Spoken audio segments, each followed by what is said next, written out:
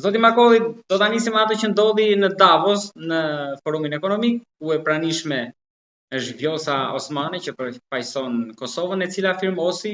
ditën e sotme edhe pjesëmarrje në bordin e paqes, një shtregim duarsh me presidentin Trump, por edhe diçka që i komunikoi në vesh. Sjellja e tij mjaft miqësore me zonën Osmani. Në Kosova është një moment mirë. Në shkrimi i kësaj marrëveshje të bordit paqes të iniciuar nga Donald Trump për Gazën, është një diçka e mirë për Kosovën, për shkak se ne nuk po vazhdojmë ngecja apo me sanksione apo diçka tjetër, por po shkojnë duke i forcuar marrëdhëniet tona me aleatin kryesor të cilën e kemi, e cila është Shtetet e Bashkuara të Amerikës, dhe mendoj që ftesa e presidentit të Shtetit të Bashkuara të Amerikës, Donald Trump, për presidenten e Republikës Kosovës, zonjën Vjosa Osmani Sadrio, që të merr pjesë në këtë bord, është një diçka që nuk i bëhet çdo presidenti apo po i bën njerëzve të cilët apo shteteve të cilat janë aleatë të Shtetit të Bashkuara të Amerikës. Një ndër to ka qenë edhe futja e Kosovës në kapacitetet pilota të mbrojtjes, të interesit lartë të Shtetit të Bashkuara të Amerikës për mbrojtje. Në ditë më parë nga Departamenti Amerikan i Shtetit dhe ku është nënshkruar nga presidenti Trump. Dhe krejt këto e binë Kosovën në një marrëveshje tjetër apo në një pjesë të shkallës tjetër të përfaqësimit. Përveç presidentes ne patëm edhe kryeministrin zotëri Albin Kurti në shtëpinë e amerikanëve që është në Davos të ftuar, dhe mendoj që Kosova dhe shqiptarët përgjithësi janë në një rrugë të drejtë të zhvillimit të tyre, si Kosova, si Shqipëria.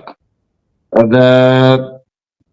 siç kam thënë edhe më herët, po vinë ditë mira për shqiptarët në përgjithësi. Për shkak se një ditë Donald Trump sigur se po i shohmi që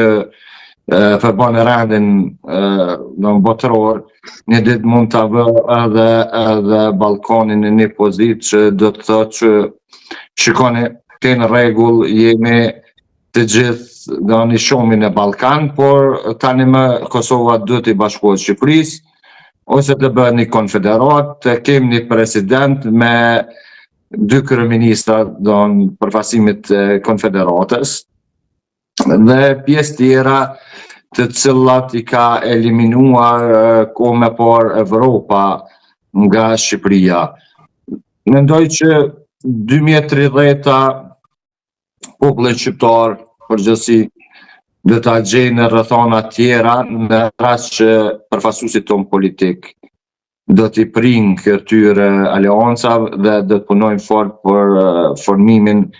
e kapaciteteve të plota shtetërore, qofshin sigurisë strategjike, ekonomike apo pjesë tjera të cilat duhet t'i plotësojnë. Kosova është në rrugë të drejtë, por mbetet e Shqipëria të shohim se si do të zhvillojë edhe pjesën tjetër, sepse Shqipëria është ajo pika kyçe që mendoj duhet t'i jap urdhëresa për secilin vend ku përfaqësohen shqiptarët si në Maqedoninë e Veriut, Malzi, po ashtu edhe në Çamri, sepse një ditë do të hapet edhe kutia e Pandorës dhe Erdogan, presidenti i Turqisë, do të thotë këto janë tapijat e shtetit shqiptar dhe më pastaj mendoj që duhet veprohet dhe synohet të qesim apo të përfaqësojmë ato tapija dhe të marrin punat dhe populli shqiptar të zhvillohet në mënyrën më të drejtë të mundshme, të cilën ishte dashur shumë më herët, por ne e kemi kuptuar në konferenca e Berlinit e Londrës se çfarë ka bërë me popullin shqiptar.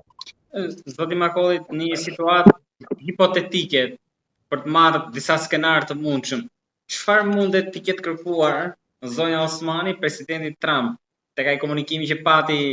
që ja tha në vesh. Për çfarë ka nevojë Kosova tani? Pra të marrin për çfarë ka nevojë për të shkuar ndoshta tek ajo që mund të ketë kërkuar. Pra kush është nevoja e Kosovës aktualisht? Po, nevoja e Kosovës është domethënë një aleancë shumë e ngushtë me Shtetet e Bashkuara të Amerikës, që tani më vetëm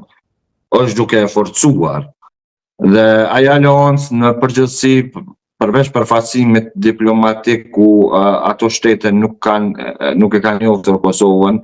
Tyrësnia e Donald Trump besoj që do ta bëjë vetëm, besoj që do të është edhe në aspektin tjetër që mendoj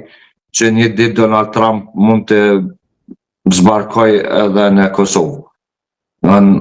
Ka mundur të taftoj që ta viziton Kosovën, dhe momentin që një president amerikan detyrë e viziton një shtet, besoj që aleanca vetëm tani më çdo çka dihet dhe Serbia, shteti i Serbisë dhe strukturat e sigurisë Serbisë dhe të Rusisë nuk kanë mundësi më të bëjnë atë që kanë planifikuar në vitin ndaj Shtetit të Republikës Kosovës.